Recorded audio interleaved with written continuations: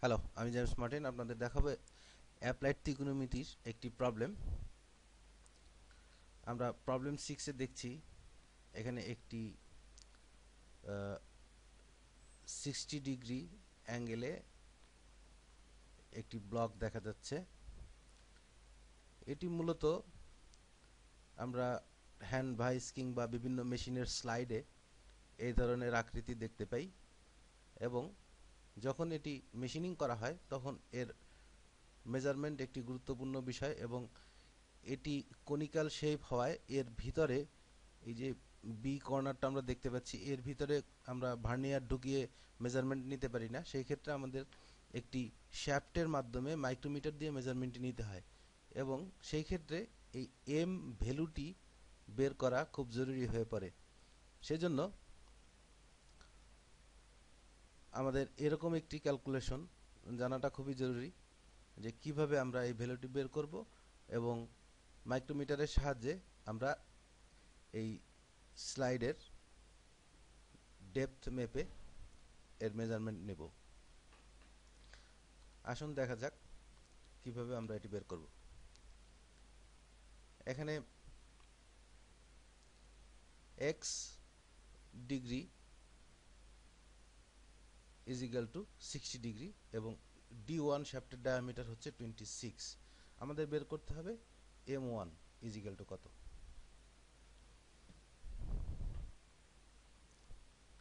এখানে A B D triangle is equal to 60 degree, এবং আমি যদি এই ডিবি এবং বিসি রেখার মাঝামাঝি শ্যাফটের সেন্টার বরাবর একটি লাইন ড্র করি, এবং বিডির উপর লম্ব করে শ্যাফটের সেন্টার বরাবর একটি লাইন টানি, এবং বিসির উপর লম্ব করে শ্যাফটের সেন্টার বরাবর একটি লাইন টানি, তাহলে আমরা দুটি ট্রায়াঙ্গেল পাবো, একটি এবিসি এবং আরেকটি এবিডি। এখানে ডি হচ্ছে রাইট অ্যাঙ্গেল এবং সি হচ্ছে রাইট অ্যাঙ্গেল। আমরা এসি জানি,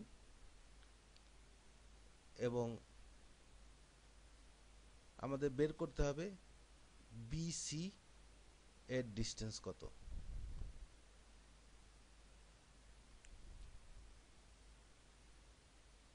যেহেতু আমার ডিবিসি 60 ডিগ্রি এবং এবি রেখার সাহায্যে এই কোণটি সমান দুভাগে বিভক্ত হয়েছে, সেহেতু ABC is equal to 30 degree.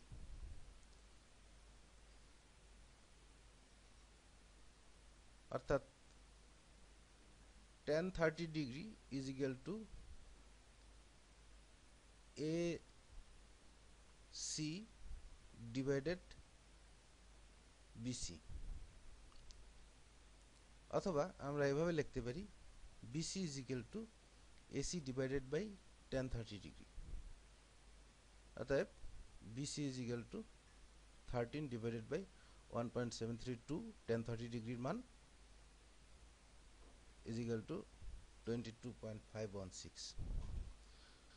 সুতরাং m is equal to BC plus D1 এর রেডিয়াস, অর্থাৎ হাফ অফ D1। অতএব 22.516 প্লাস 13 is equal to 35.52। আমরা আবার এখান থেকে এটি প্রুভ করে দেখি। D1 26 এবং আমার এক্স অ্যাঙ্গেল হচ্ছে 60 ডিগ্রি, তাহলে আমার অ্যান্সার 35.5। যদি আমার এই অ্যাঙ্গেলটি 45 ডিগ্রি হতো, তাহলে আমার রেজাল্ট হতো 44.3, অথবা এই শ্যাফটের ডায়ামিটার যদি 30 হতো, তাহলে এটি 51.2। আপনি দেখেন যে শ্যাফটের ডায়ামিটার যত বাড়বে তত এর ডিস্টেন্সটা বাড়তে থাকবে। শ্যাফটের ডায়ামিটার যদি কমে যায় তাহলে আমার ডিস্টেন্সটা কমে যাচ্ছে। Thank you.